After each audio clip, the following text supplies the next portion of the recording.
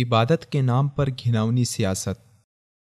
ہر سال کی طرح اس سال بھی محرم کے جلوسوں میں گھوڑوں کے ساتھ ساتھ ایرانی انقلاب کے متنازع بانی روح اللہ خمینی اور موجودہ ایرانی سپریم لیڈر اور انسانی حقوق کے بدترین مجرم آیت اللہ خامنئی کی تصویریں نظر آئیں، جس پر لوگ ورطۂ حیرت میں پڑ گئے کہ جن جلوسوں کو عبادت کہا جاتا ہے ان میں غیر ملکی متنازع لیڈران کی تصاویر کیا کر رہی ہیں۔ لیکن یہاں اصل مسئلہ دیگر ہے، اور وہ یہ کہ محرم کے جلوسوں میں جس سلجنا کو ساتھ لیا جاتا ہے نہ اس کا وجود کربلا میں تھا، اور نہ ہی کربلا میں اس قدر اہل بیت رضوان اللہ علیہم اجمعین کی توہین ہوئی تھی جس قدر کم از کم پاکستان کی حد تک جلوسوں میں ہوتی ہے۔ ان کے پھٹے ہوئے کپڑوں کے ماڈل پیش کیے جاتے ہیں، ان کے نام پر بزدلی کے واقعات گھڑے جاتے ہیں، اور اس پر مزید خمینی اور خامنئی کی جو تصاویر عزاداروں نے اٹھائی ہوتی ہے وہ بھی جلوس سے مطابقت نہیں رکھتی، کیونکہ بقول شیعہ جلوس عبادت ہے، اور خمینی اور خامنئی تو سیاستدان ہیں،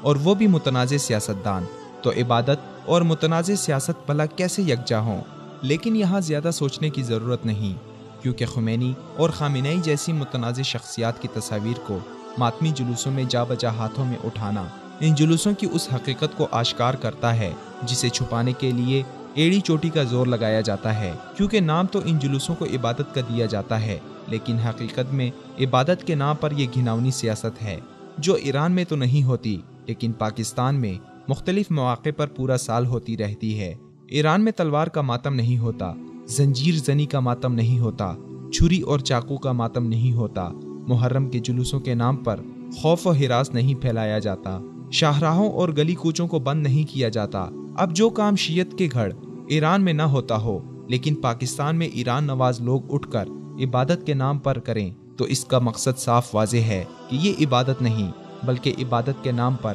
ایک گھناؤنی سیاست ہے جس کا مقصد اقلیت کے ذریعے سے اکثریت کو ہراساں کرنا ہے، مختلف ناموں سے دھوکہ دہی اور عبادت کے نام پر اپنے سیاسی مقاصد کے لیے راہ ہموار کرنا ایران نواز طبقوں کی عام روش ہے۔ حرمین شریفین جہاں ادب کا تقاضا یہ ہے کہ اونچی آواز میں بات بھی نہ کی جائے، وہاں عبادت کے نام پر سیاسی ہلڑ بازی اور احتجاجی مظاہرے کرنا، ایران کے علاوہ دیگر مسلم ممالک میں محرم کے جلوسوں کے نام پر سیاسی پاور شو کرنا، عبادت کے نام پر اکثریتی طبقے کو ان کے گھروں میں محصور کر کے خوف و ہراس پھیلانا، یہ وہ کام ہے جو ایران نواز طبقے عبادت کے نام پر اپنی سیاست کو چمکانے کے لیے کرتے ہیں۔ حقیقت یہی ہے کہ یہ عبادت کے نام پر مکروہ سیاست ہے، ورنہ تو وہ روٹ جو برطانوی ہندوستان کے دور میں انگریزوں نے جلوسوں کے لیے مقرر کر رکھے تھے ان کو فرض اور واجب کا درجہ حاصل ہے۔ اب انگریزوں کے مقرر کردہ روٹس کو لازمی سمجھ لینا عبادت تو نہیں ہو سکتی۔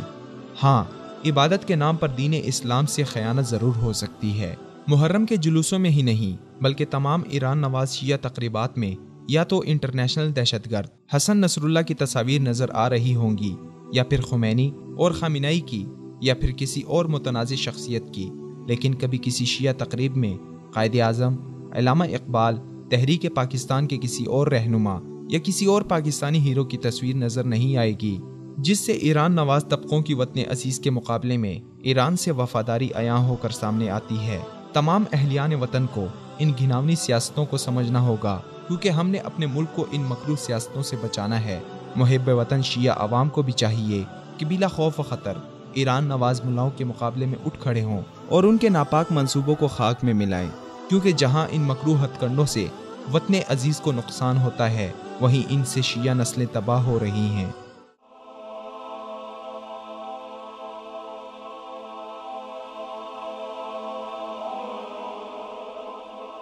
ایمان